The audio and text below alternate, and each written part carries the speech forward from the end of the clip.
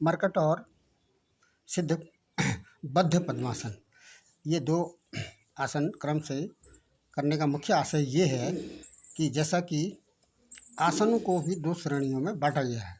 पहला गतिशील आसन और दूसरा स्थिर आसन। ये जो स्थिति बन रही है यह गतिशील आसन की है। मरकट आसन में ये मांसपेशियों को गति देना है, जॉइंट्स में गति प्रदान करना है और शरीर को लचीला बनाना है। ये गतिशील शरीर की मांसपेशियों में को गतिशील बनाने के लिए, उनको एक्टिव करने के लिए ये मरकट आसन की स्थितियाँ की जा रही हैं।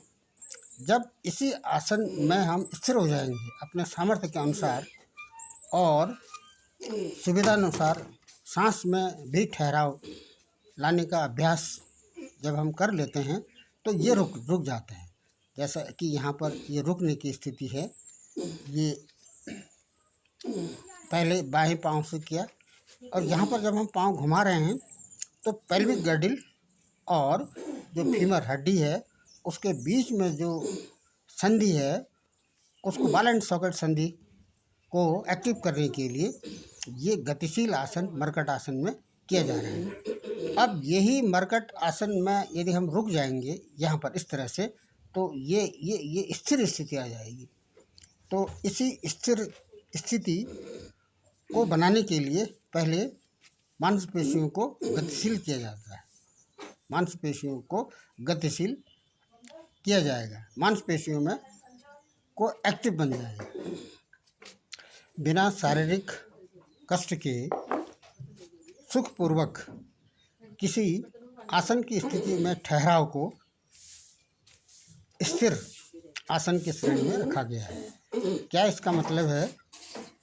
हम किसी भी आसन में रुकते हैं, जैसे ये सिद्ध पद्मासन है। सिद्ध पद्मासन की स्थिति जब बन जाती है, पद्मासन में बैठकर एड़ी को जंघा के जड़ तक जब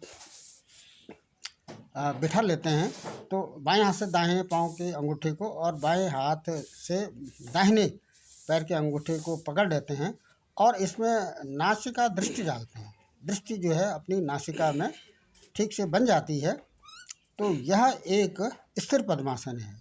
क्या होगा इससे?